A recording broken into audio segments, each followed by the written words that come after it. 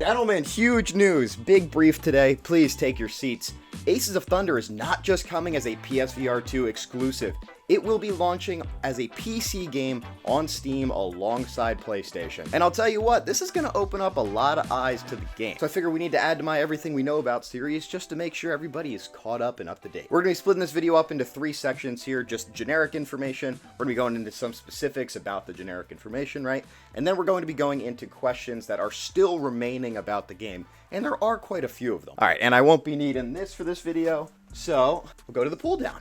So aside from the news that this game's going to be releasing on Steam and on PSVR2, we also got recent news that it will be releasing during Q4 of 2024, so likely around a Christmas time release. The game is being developed by Gaijin Entertainment, the same people who make War Thunder, the same people who make Crossout, and this game is actually directly being ported over from War Thunder itself, with a lot of added features and things like that. It's not the same game. We'll get into that later. Upon release in Q4 of 2024, the game will be a VR exclusive. It will have a traditional monetary system, which means that it is a paid game. 100% it is a paid game. However, on the flip side of that, Gaijin's going to do something that they almost never do in recent days, and that is that they're going to have no premiums, no grind. However, they are going to have a fixed price, which is a system that the entire gaming industry has gone away from recently. It's come out that it's not going to be a full price game, likely $30 to $35. Could go up to about $40. They've even said that customization looks like it'll just be unlockable in the game itself, so no microtransactions or stuff like that. But that specific section is subject to change. With it being a VR game exclusive, that also means that it is going to be a cockpit restricted game, so you are going to be inside of the cockpit. There's no third person view. This is what you got. Unless you decide to hop into the backseat gunner position, which you can in fact control with your hands. In addition to the backseat gunner controls with your hands, you're also going to be able to control all of the flight surfaces and landing gear and such inside of the cockpit itself with VR hand controllers. Now, if you're like me and the thought of using VR hand controls to fly a plane makes you kind of throw up in your mouth a little bit, you can also use a HOTAS controller. So for PlayStation, that means the T-Flight HOTAS 4, and on PC, it means pretty much everything under the sun. But HOTAS has been confirmed for Aces of Thunder. Hey, sorry to interject. I was reading a bunch of things while editing. Apparently, you can also use a controller or a gamepad if that's what you're used to as well. The modes coming to the game will vary, but it will include multiplayer, single player, and possibly co-op. I'll touch on that again later. But there will be no campaign, so all of the single player stuff is just going to be single battles or single missions that you can go on by yourself with bots. Upon the launch of the game, there will be 5 nations, each with 4 aircraft. That's 3. Each with 4 aircraft. And all these aircraft will be early to mid-war World War II propeller aircraft. There will be no jets in this game. Like I said, everything is going to be World War II focused. Even if things are added in the future, they're going to lean into the mid to late war stuff at that point. With the aircraft being ported over directly from War Thunder itself, it's going to give us somewhat realistic flight models, right? It's going to be using the Dagor engine, so it's not a DCS, but it is a pretty good entry-level sim, which I think is what this is trying to fill, you know? If VTOL VR wasn't a thing, we might be having a different conversation about whether jets were going to be added to this game, but I think the developers kind of saw the writing on the wall with that one. If you guys play War Thunder, something that you can kind of equate it to is the BR ranges, so it looks like they're focusing on the 3.7 to 4.7 War Thunder Sim battle rating area, mostly around the 4.0. However, there are a few outliers. Additionally, there will be additional aircraft coming to the game after launch, whether that'll be paid or not. It's sort of fuzzy right now. Originally, they said yes. They haven't exclusively said no, but I don't think they've said yes 100% once again, so we'll see how that goes. And lastly, there will actually be bots in the game, so whether they control the bombers, whether they control the ground forces, or the naval vessels, those will be bot-controlled vehicles that you can escort or that you can shoot down. So getting into specifics, there will be 5 nations coming to Aces of Thunder at launch. They will be the United States, Great Britain, Germany, Japan, and the USSR. I would say this is notably missing Italy, chiefly. Some might say France, but I'd ask you to just look at the map. But I think this is a good call. Italy, with the exception of the C-202, either has aircraft that were really good before the section where this game takes place or after it. So they don't really have aircraft that fit that 3.7 to 4.7 super well if you're trying to keep things balanced. So for each nation, there will be 4 aircraft at launch. They try to tend to 3 fighters and then 1 attacker or bomber for each nation, and we're going to be covering all the aircraft right here. Starting with the US, we have the P-51C-10, the red tail version. This is one of the 4.0 P-51s. It was either this or the Cannon Stang, but I personally think that the performance on this one is going to be a lot more fun for the gameplay, so definitely a good call. Also Also, we got the P-47D22RE. This is a strange call, in my opinion, for a VR game. The visibility out the rear would have been so much better if they chose the P-47D25 with the bubble canopy. But like I said, they're trying to stick to the early war stuff, I guess. We've also got the P-63A5 King Cobra, and then the SB2C4 Helldiver as the attacker. All right, getting into Great Britain, there's the Spitfire Mark 5B, the Typhoon Mark 1BL, the Mosquito FB Mark 6, and the Firefly FR Mark 5. Remember how I said there was going to be outliers? Well, the Typhoon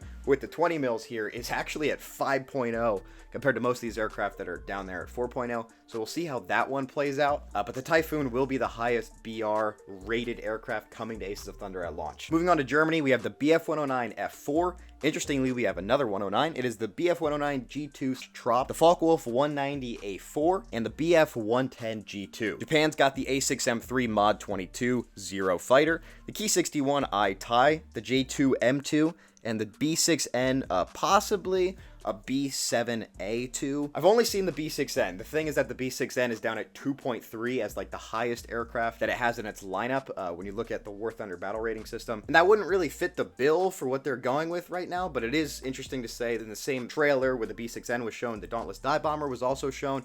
And now we know that that is not coming to the game at launch. That'll be the SB2C Helldiver. So it's completely possible that Japan is also going to have their torpedo/dive bomber updated. And lastly, the USSR will be getting the Yak-9T. They'll be getting the Yak-3, the LA-5FN, and the IL-2M 1943 version with the backseat gunner, which we actually have the second highest rated battle rating aircraft coming to Aces of Thunder as the Yak-3. I actually think this one specifically may be a problem, but it's all about whether you can control the damn thing. If you're curious, the average battle rating for all the aircraft coming to Aces of Thunder is 3.9789. So, yeah. Actually, without the Typhoon and without the Yak-3, it drops down to a 3.8765, if you wanted that now. Other aircraft that have been spotted, the HE-111, the P-47D25, the Spitfire Mark 5B tropical variant, and the Spitfire Mark 5C with the 420 millimeters. And as I said before, we've also seen the Dauntless Dive Bomber. I know for sure that the HE-111s have been bot controlled. It really seems like the aircraft coming to Aces of Thunder aren't going to have any more gunner positions than just one. And I will say it's interesting to point out that the aircraft that are coming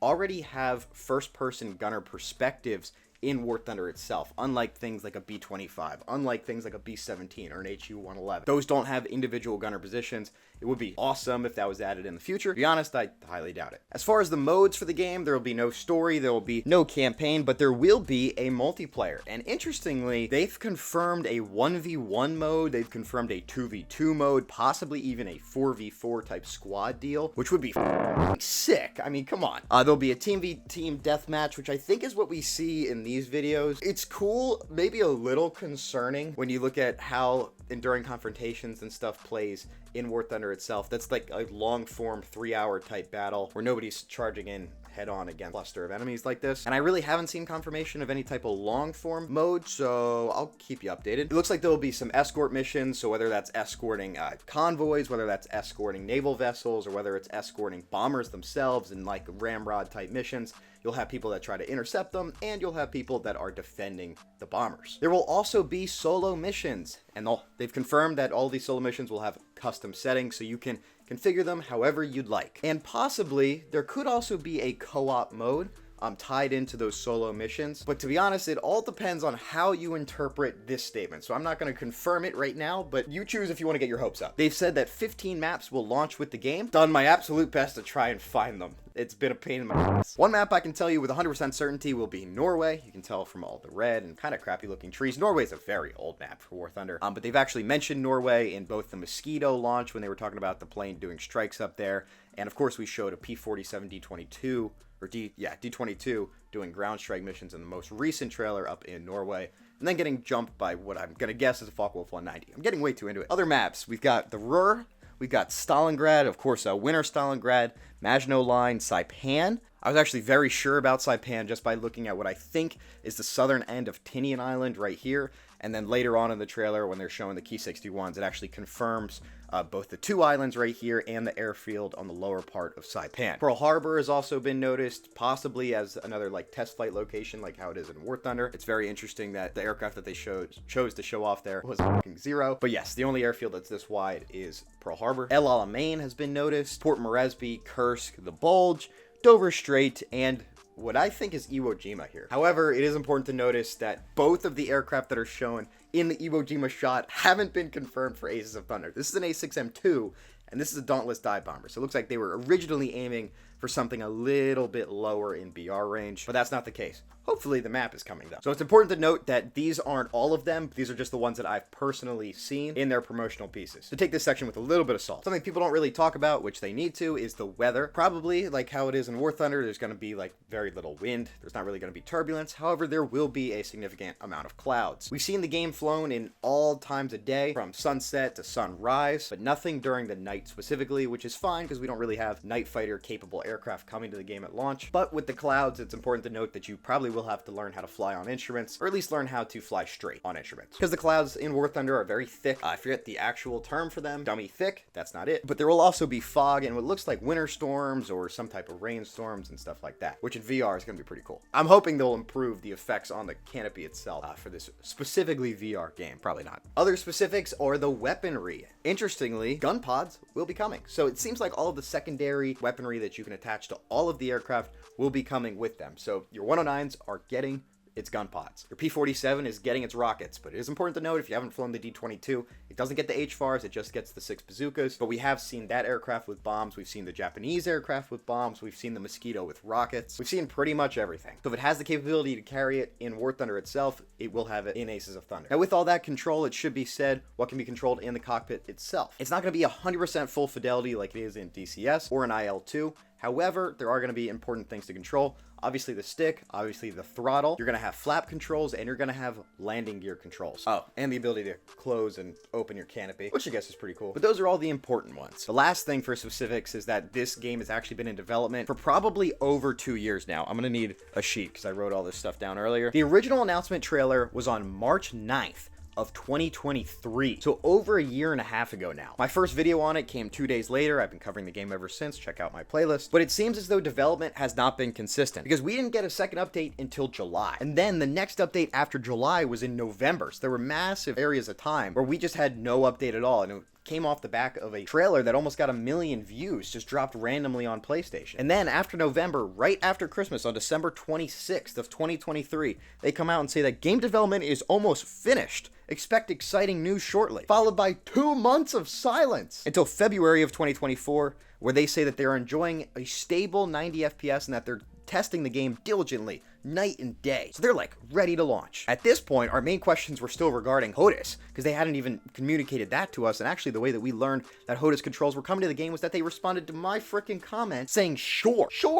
What does that mean, right? Luckily somebody had responded to that comment after my sort of deranged response, saying that they had responded to their post on an earlier post just at that moment, and had said 100% confirmation HOTAS is on the way. But it's important to note that their communication hasn't been great. As of recently, it's been amazing. It's been very good. They're ramping it up. It seems like they didn't rush the game's launch, which is extremely rare, I would say, in the recent gaming space. Having a traditional monetary game that's trying to launch complete at launch is amazing to hear, and it makes me get my hopes up a little bit. And if you're like me, you still got plenty of questions at this point, which is why we're going to get into our questions still remaining. Unanswered questions. Here we go. Hey guys, Editor Training here. For this section, since we don't have any definitive answers at this point for the questions I'm about to ask, I'm going to make a pinned comment with all of these questions in there, and as we get the answers to them as the months go on, I will update that comment, and you guys can see what is coming, what is confirmed, what isn't confirmed, or more details that we have. This is a huge one for me specifically because I am on PlayStation. Will the game be cross-platform? I don't know. Not at this point. Should it be inferred because War Thunder is cross-platform? They probably have that capability. There have been PSVR2 games with cross-platform capability with Steam before, upwards of like 10 to 15, so it is completely possible. We're not going to discount that, but it hasn't been 100% stated yet. We don't know the exact release date, and we don't know the exact price of the game yet. Like I said, we have estimates for both of those things. We don't know whether co-op is confirmed, or if there's even going to be a custom ability to change how the multiplayer plays, or if we're just going to get strict modes for multiplayer. A big one I've seen people talk about, and it was one of my first questions for the game the second I saw this shot, is whether two-person aircraft will be confirmed, so multi-crew, which means that you can fly the aircraft and have your bum friend who doesn't want to learn how to fly anything which is completely fine, kind of fun. You can have him sitting in the back seat to get shot and eat the bullets for you. I'm just kidding. This would be freaking sick. Come on. But multi-crew hasn't been confirmed yet. It's never been in War Thunder, which concerns me. But I would love to throw my friends into the back seat here and give them all motion sickness. Watch out, Pat. This is terrible. Don't look at me like that. Oh, we were just talking about flight controls in the aircraft itself, but there are some things missing about what can be controlled. And they are specifically the prop pitch, things like mixture, things like how open you have your radiators, your supercharger gears. I'll say prop pitch again because that's pretty important. But the biggest one is trim. I haven't seen anything said about trim. Whether the aircraft will be auto trim to make it a little bit more accessible, I don't know. But nobody said anything about it. If you don't know, trim helps you offset the rotational torque from the prop itself, which just allows for a smoother experience without the aircraft doing kind of whatever it wants. It'll let you fly straight at your current speed, at your current altitude, but you kind of have to manually set it. It locks your flight controls. Anyways, moving on. I have a big question mark around naval battles. Not whether we'll be able to control any of the naval vessels. That's not happening. But Japan is going to be getting 2 carrier-based aircraft. They're going to be getting the Zero, and they're going to be getting whatever their torpedo side bomber is. The United States is only getting their SB-2C Helldive. No other aircraft in that lineup is carrier based. If we had a fighter, if we had like a Hellcat or something, we'd be able to have carrier battles, which would be amazing, but it hasn't been confirmed yet. And we've seen plenty of engagements out at sea, but every time they've been in it, the Americans are the ones getting shot. Although we have seen a P-63 out there, so I guess they kind of know what they're doing when you're talking historical battles. So it's completely possible if they're flying off of like Saipan or something that you have that type of engagement with the King Cobras versus the Zeros. So man, I want a freaking carrier battle. The remaining questions are ones I've kind of asked before, so whether there's going to be a long form mode, sort of like during confrontations in War Thunder Sim itself. And I've said this before, a competitive ranked mode. I would say if you're going to have a 1v1, if you're going to have a 2v2, if you're going to have a 4v4 section, make it ranked. Make it competitive, make people coming back. If you're going to have no grind, if you're not going to have anything for people to specifically work to, there's some completionists out there, right? They want to climb to the top of something. They need that. There's an itch that they got to scratch. You got to talk about your demographics that you're going after. You're going after War Thunder players. Come on. So a competitive mode would be awesome. It has a little bit of a sweat. I would like it. So please. So I did actually just say this, but the demographics are going to be going after War Thunder players. Partially. You know, there will be some draw from War Thunder Sim to this new game, which a lot of people are concerned is going to completely split the community, and I'll probably make a dedicated video about that because there's a few talking points. But one thing I want to say is responding to the people who have said that this is just War Thunder VR. It is not. And I'd say it does 2 things very different from War Thunder. Actually, 3 things. The first is the controls. VR in War Thunder, especially when you're talking about just like ground battles and shit, there's no controls. There's no hand control. Whoa. There's no hand controls. That's a lot better. It's just kind of a camera trick. So why didn't they implement the hand controls into War Thunder? Spaghetti code, guys. Spaghetti code. They tried. That's what they've actually said, is that they've tried to make a fidelity, full fidelity War Thunder aircraft for the cockpits and shit. And it didn't work. They couldn't get it to go. And it seemed as though when they were promising Gaijin that side of things, they probably also promised PlayStation some type of VR game and realized that they couldn't get the PSVR2 to work on PlayStation with normal War Thunder. So it seems like they try to go after 2 birds with 1 stone, give the VR controls to the PlayStation players. Then when we all came out and said there's not going to be enough people because PSVR2 sales haven't been amazing, they kind of dug themselves into a hole and came out the other side and said, hey, Steam is coming, which is amazing. But yes, so we actually have hand controls for this game. War Thunder doesn't have that. The other thing that's completely different are the game modes. We all know, that Gaijin doesn't touch War Thunder modes with a 10-foot pole, 100-foot pole. I don't care if it's long enough, they're not touching it. This game aims to change that. We could actually get a competitive mode. That's something we've asked for so long. War Thunder has always been a game that could be a slam dunk, one of the best games made of all time if they just focused on their frickin' modes. And, like I said, Aces of Thunder is trying to change that. And last thing I'll say, as a War Thunder sim player myself, somebody who specifically likes flying without player markers, we're gonna get rid of captured vehicles. This is going to be the most historical version of a modern War Thunder. The amount of times that I've flown around in my Axis aircraft, whether I'm flying a 109 or whether I'm flying a Zero, right? And an American Key 61 rocks up on me and I've got player markers turned off for cinematic reasons or just for immersion, it pains me, right? Like Italian Spitfires, Italian P-47s, captured P-47s, not even to talk about higher BR aircraft, which are a lot worse with this. I'm looking at UF-4 Phantom. We're not gonna have to deal with that anymore. These are the aircraft This is how it is. No one's mass producing stolen aircraft anymore. Hallelujah. And that's my personal take. I would say the last question in regards to Aces of Thunder, whether you're going to subscribe, whether you enjoy the games, whether you're getting excited for it, is whether you are submitting yourself to the recent gaming space and you're going to allow your hopes to get out. If you are, even if you aren't, you just want to follow what could be a shit show, we'll see. You can subscribe. If you're still here, I mean, freaking like the video. I never asked for that, but I really want people to know about this game. Every like that this video gets probably promotes it to another person who hasn't even heard of it. Bigger community, more players, it's gonna last longer, it's gonna get more development time, all of these things. Am I guilting? A little bit. I'm messing with y'all. Thank y'all for watching. I really hope this was helpful. I hope you enjoyed, and have yourselves a good day. Adios, fellas.